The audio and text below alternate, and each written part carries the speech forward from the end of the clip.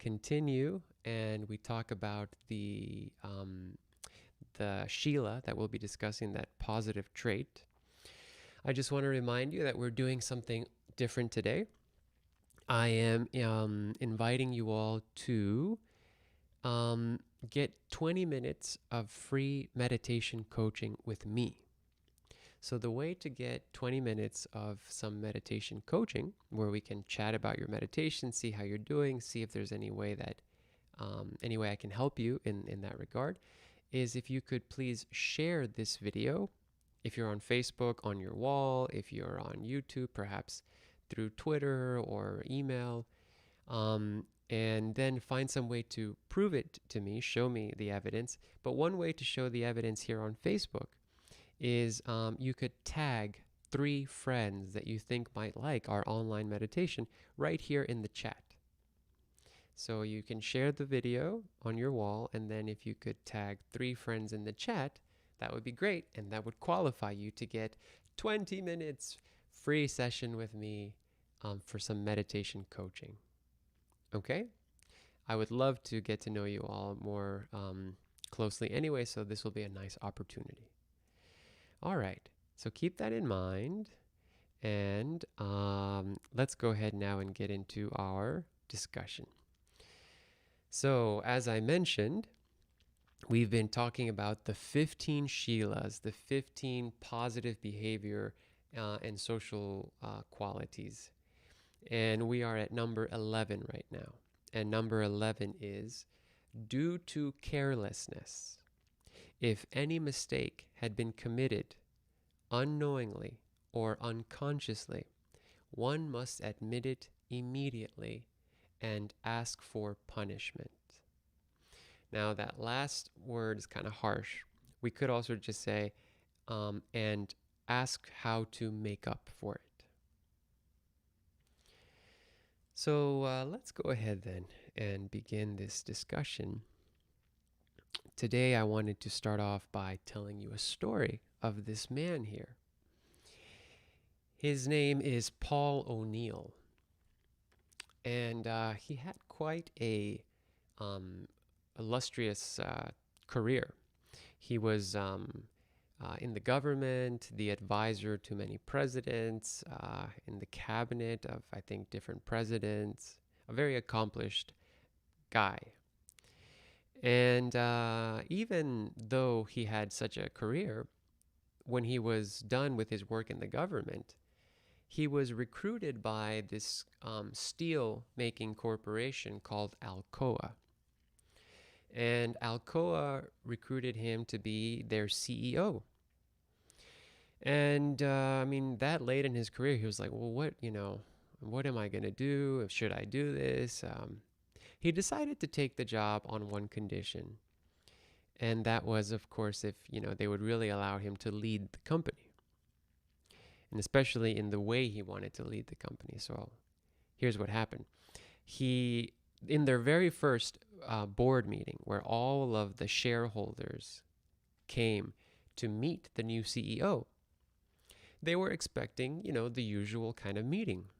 Okay, the CEO will introduce himself and make a few jokes and, the typical stuff, and then assure everybody that profits would be doubled and everybody would make money and that he would be cutting lots of costs, and that's what they wanted to hear.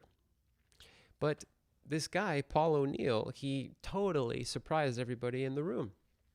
Instead, he came out and he said, "So, ladies and gentlemen, thank you for having me as the CEO. Here's what we're going to do to improve Alcoa. We're going to focus on safety first. Safety first." In other words, so at all of our companies, which we have worldwide, all of our factories where we are producing metal, molding metal with fire, and these dangerous factories that we have, we are going to make sure that not one worker gets injured. Not one. And we're going to begin to establish some codes and habits of damage prevention and accident prevention starting today. And we're going to begin to measure our success by the amount of least accidents that we have. And everybody was shocked. They were like, what? Who is this guy? And there was silence at first, but some of them even walked out because they were afraid that they made a big mistake. Did they hire some hippie who, heaven forbid, is going to even call for more regulations? So somebody said, okay, yeah, thank you. Now, what about, increasing the profits in this aspect of the company? He said, excuse me, but I believe you didn't hear me. Those things are not our concern right now. Our biggest concern right now is safety. We will measure the success of our company by how safe our workers are while they work here, because everybody has a right to work someplace where they are not going to die, they are not going to be injured, and they're going to be cared for. So it was, pretty shocking. And he did it. They started off by creating all of these new protocols, all of these new safety measures. They even adapted one of the first email systems way before email existed. This system of a network of communication where every factory manager in all the different factories that they owned could communicate every day about accidents, preventing accidents, safety measures. And every executive who oversaw factories now had to be in constant contact with the factory managers to see if there was an accident, and they would be notified right away. And so they'd have to be in daily communication, because then that executive would have to communicate it all the way to the top. And so suddenly, with this new model, this new habit, let's say, of, having the most safety, all these other communication systems and habits and started to occur. And what they realized is that not only could they use that new network that they adopted for communicating about safety, but now even the local managers could communicate to the executives about some new products, some new market research, and suddenly now they were using it for that. And nobody was communicating like that in the business world, like they were. They were pioneering this sort of thing, as if, today everybody now communicates via email. So they started to get ahead of the curve from all their competitors and businesses in general, and they started to make billions and billions of dollars. Everybody was surprised. What happened? How is it that this one habit of safety actually was compounded, and now it even increased the profits of the company because they were working actually more effectively? And one time there was a meeting, and one lady showed up who actually was a nun. And during a question and answer session, O'Neill was speaking there, and she said, your company is actually very unsafe. In Mexico, the workers, there's fumes that are in the factory. The workers are at risk of it being blown up and dying. And he told her very, very straightforward. He said, no, that's not true. And he even had the records there to show all of the safety measures that they had taken. He said, anyways, I'd like to speak with you after this meeting, if you don't mind. But right now I can tell you for a fact that, no, we don't have these problems at those factories. In fact, these are the safety measures that we take there on a regular basis. So O'Neill did meet with this woman at the end, And and she told him the factory, and she even said before she sat back down, "No, you're lying." So she wasn't satisfied. But they met, and he took her he took her what she said seriously. He contacted that factory. He had somebody go down there and investigate. And when they went down there, they saw that these things had occurred, but that the manager there had not reported it. He had not reported it to the larger company. And he asked, well, did he know? And it was pretty clear that yes, they knew, but they just chose not to report it. So O'Neill had no choice but to fire that manager.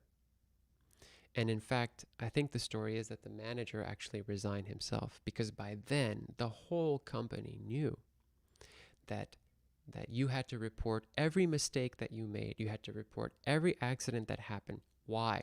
So that if it happened in some plant in Mexico, it could be prevented in a plant in New Jersey.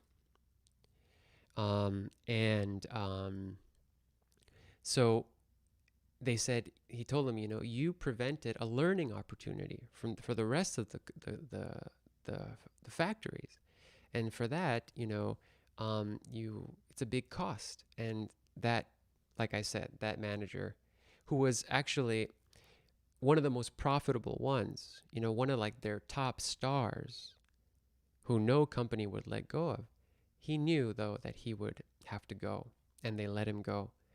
And everybody was expecting it, because by then that was the new culture. That was the new culture in the company that he had created. And it even affected the people's lives. Like, for example, there was one executive who lived near San Francisco, and one time they were doing some work on one of the bridges. I don't know if it was the Golden Gate Bridge in San Francisco. Let's just say that it was. It's a beautiful bridge to bring to mind. And they were working, these workers, without some safety instruments to hold them. And this guy, one of the executives of Alcoa, he was driving past, he saw that. And this is something he normally wouldn't do, but he found himself doing it. He pulled over and he walked over to the workers and he said, "Hey, fellas, what's going on? How come you're working without these harnesses and things to protect you?" And the worker said, "Well, our supervisor today forgot the equipment. So we're just doing our best here working." And he was appalled, and he called the local, OSHA, the Occupation and Safety and Health Association of the local area, and made a report, made a complaint, because against that supervisor. So you see, it had created a new habit even in the executives and the workers of that company to put safety first. And so basically the things to learn from the story is that when we make mistakes and when we put people in harm's way, we have a responsibility. We have a responsibility, once we become aware, to prevent that. This brings me to another story that we can generalize to everybody's life. All of us have bad habits, negative habits. We make mistakes, and many of us repeat the same mistakes over and over again. And when we make a mistake that only affects us individually, we can somehow have a higher tolerance. Oh, again, I I didn't keep a clean room. Oh, again, I didn't pay some bills. I'll try to do better. But when we make mistakes that affect other people, like if you have a bad habit of criticizing your spouse too much, yelling at your children too much, using you might even curse at people who you love,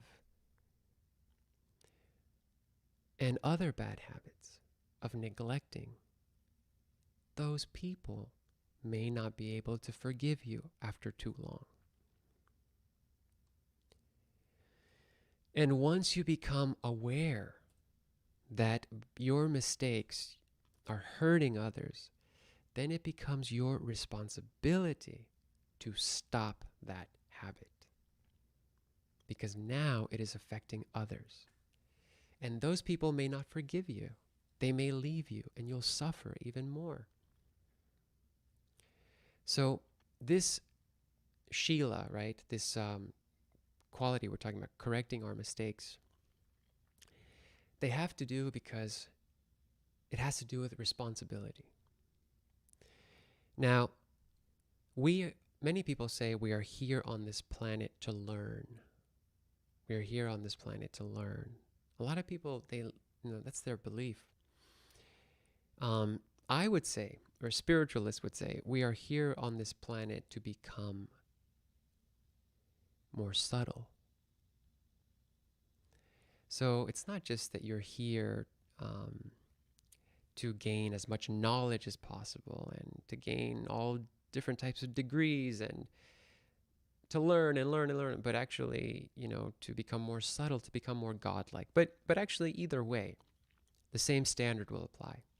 The way you learn and the way you become more subtle is by learning, is by trying something, seeing how it works, and then choosing to do the same or taking a new path. So basically, it has to do with our mistakes. You learn from trial and error.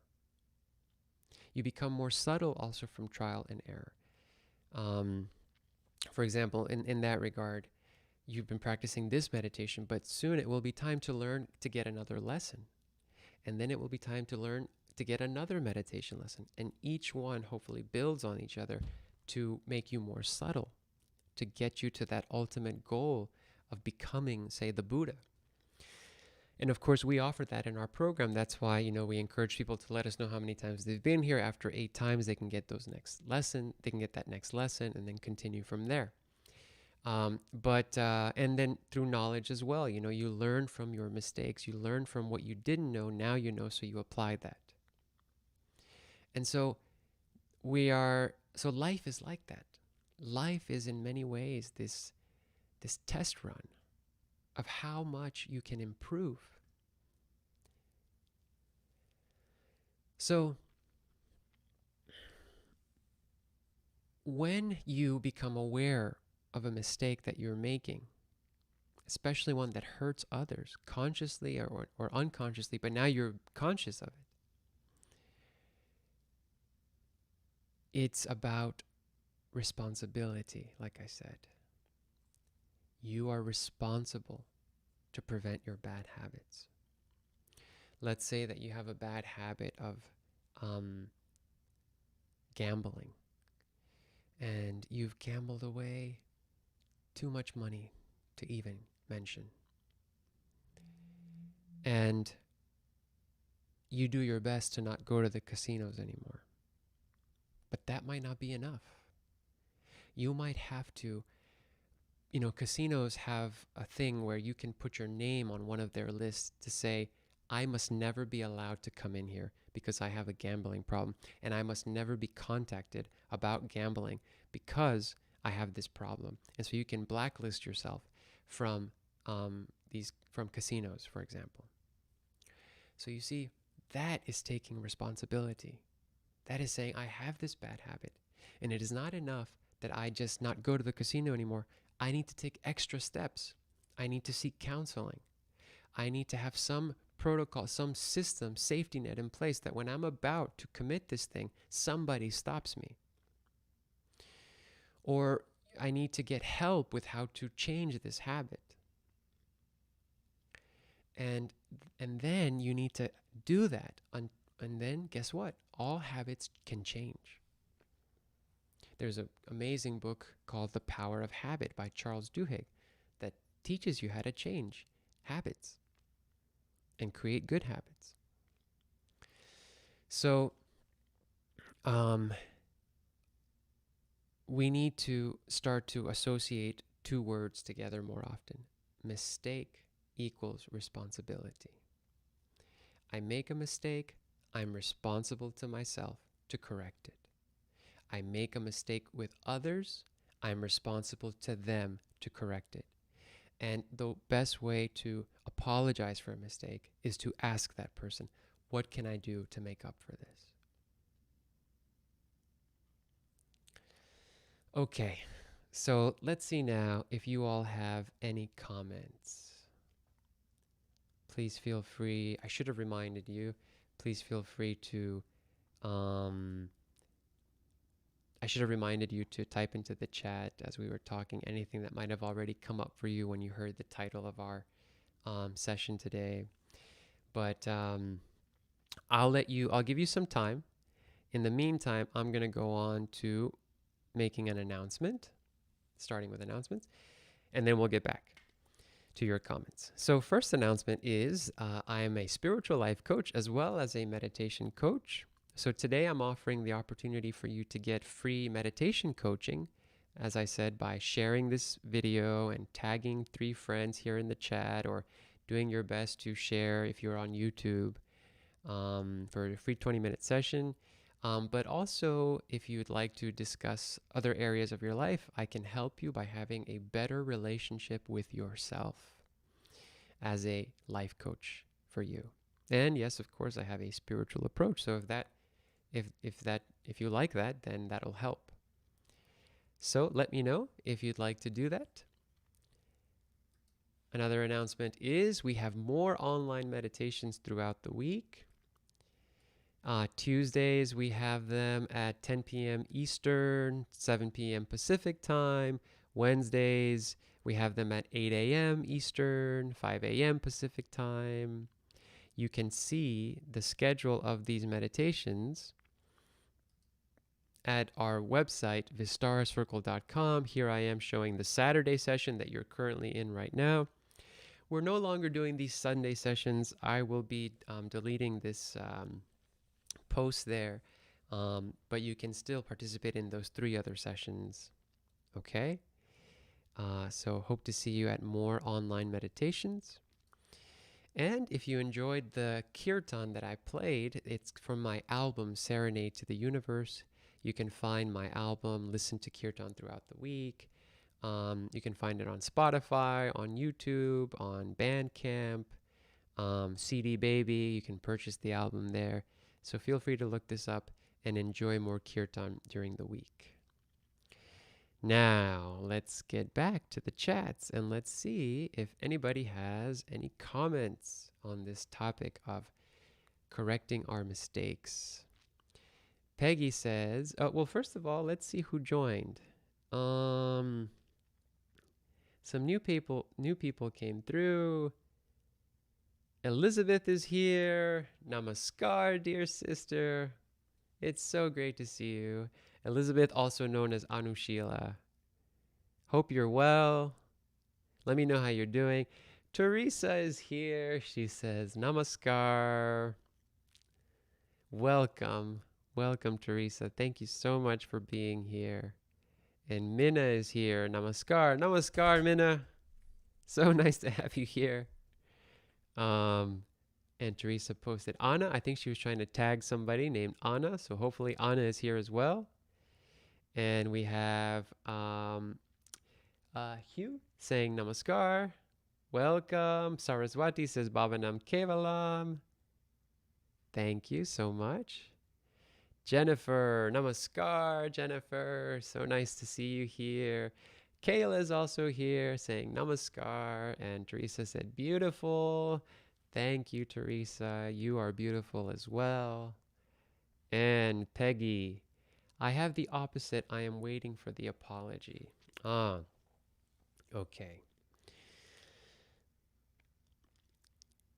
I'm going to come back to you, Peggy. I just want to see here on YouTube. Also, Arjun Hawk said he couldn't be with us, but it's so nice that he stopped by. Okay. So, thank you for mentioning that, Peggy. You're saying I have the opposite. I'm waiting for the apology. Well, Peggy, let me go ahead and come back to the list here for you, just as a reminder. In a way, number 11 is about the careless mistakes that we make and how to correct them. Number 1 is kind of the opposite of that, like you were saying. Number 1 is forgiveness. That is the first, Sheila, that's the first positive quality that we discussed, forgiveness. So it all depends to what extent this person has hurt you. And if somebody has hurt you so bad that they're abusing you even today, then you can't just forgive that person. You have to protect yourself from that person. If necessary, you have to use force to protect yourself. So you can decide, what is the degree to which the fault is caused there. And you can also decide, and then decide what measures you need to take to correct the problem. Like if somebody has done something to you where now you can take legal action, well, why not? If they've done a serious damage to you, it's never too late to try and correct something. Think of, for example, the women who, like Tara Reid, who accused Joe Biden of sexual harassment and sexual assault. She did that decades later, and that's okay. She has a right to do that. So we have a right to seek justice. We can also forgive. We can forgive and let go. And that is an individual decision that that we can choose to make if we want. And the way forgiveness works is just expanding the heart just a little more. Expanding the awareness a little more of why that person might have done that, what were the circumstances. And what we see about all of these 15 qualities that we're reviewing is that they lead to good things. They're habits that we can start to do that lead to good things. Like we can also be in a certain lifestyle or habit that we're always willing to forgive. And just like we can be in a certain lifestyle where we're always rectifying our mistakes, correcting our mistakes. And when we adapt those habits, our lives improve so much. I invite you to experiment this with yourself. Live these 15 habits and see how things change. I mean, just look at what happened with the company I mentioned in the beginning, Alcoa. They did something as simple as putting safety first and going all out on safety. And just that one habit seems small, but yet has so many positive reactions. It got them more money, more communication. They became famous for that. Same thing. When we forgive, we don't know the positive outcomes that can result. Sometimes maybe even more positive than getting the apology. But it's so subjective that you have a right to determine that for yourself. What is the proper thing to do? To forgive or to get the apology. Okay? But I'll just summarize what I was saying. Is just that we can choose, if we were to choose forgiveness, it can be a lifestyle for us. We can be the one who forgives. And when you forgive somebody, it doesn't mean that you go back to that person. It just means that in your heart, you are free. In your heart, you forgive. And there you are in your heart. You're no longer with that person. You don't have to have anything to do with those people. Okay? So thank you for your question. Let's see here. Karen said, let's find Karen's comment. Please repeat the book name and author. Yes, I shall. Book name, The Power of Habit by Charles Duhigg. There you go, Karen. Here it is on Facebook, and let me post it for people on YouTube as well. Wonderful book, okay? I highly recommend it. Ritva. She says namaskar. Namaskar, Ritva. So great to see you. Thank you for being here. And Ramon is here. Hello from Buenos Aires, Argentina. Thank you for the nice talk. Thank you, dear brother. Bienvenido. Me alegra mucho que estés aquí, Ramón. A ver si pronto también tenemos una sesión de meditación en español. Muchas gracias por estar aquí. And let's see if there's any more comments. Roberta. Namaskar. Thank you. So interesting. We have so many situations in our daily life as examples. Situations in which we have to take responsibility. Not easy, but we have to try. Yes. Absolutely. It's not easy. It's not easy. Once you know you're making a mistake, the problem is that you become addicted to making that mistake. You develop the habit of making the mistake. So you have to deal with several things. Number one, you have to deal with recognizing that you have a problem or that you made a mistake. Number two, you have to deal with how to change it now. You know? Okay, yeah, I just won't do it again. Yeah, I'll never do it again. That's not enough. You have to take active steps. Analyze it. When do I make the mistake? How did I make the mistake? Why did I make the mistake? If you're trying to prevent a bad habit, like for example, let's say you have a bad habit of criticizing your spouse. So you could, start to journal about that. Every day every time you criticize your spouse, you can write it down and say, today at 3 p.m. I criticized my spouse. I said this, I said that. And you want to write what prompted it. Oh, it was because this happened, what time of day it was. If you then review a whole week, let's say if maybe every day you criticize your spouse, you will start to see patterns. And you might see a pattern like it happens when I don't eat. It happened before lunch. It happened before dinner. Maybe I need to eat and then I don't get so angry. Or it happened in the house. Maybe next time you can have a conversation at a restaurant, at a park. Talk about an issue there. You can maybe save all your criticisms in a list and then schedule, a time to meet with your spouse. Once a week we'll get together, sweetheart, and we will discuss all of our grievances toward each other. This will help us to not argue so much every day. Instead, we'll just argue once a week and get it all out of the way. And you might find that by the time you get to that meeting that it's dried up now. It's not that important to discuss all those things.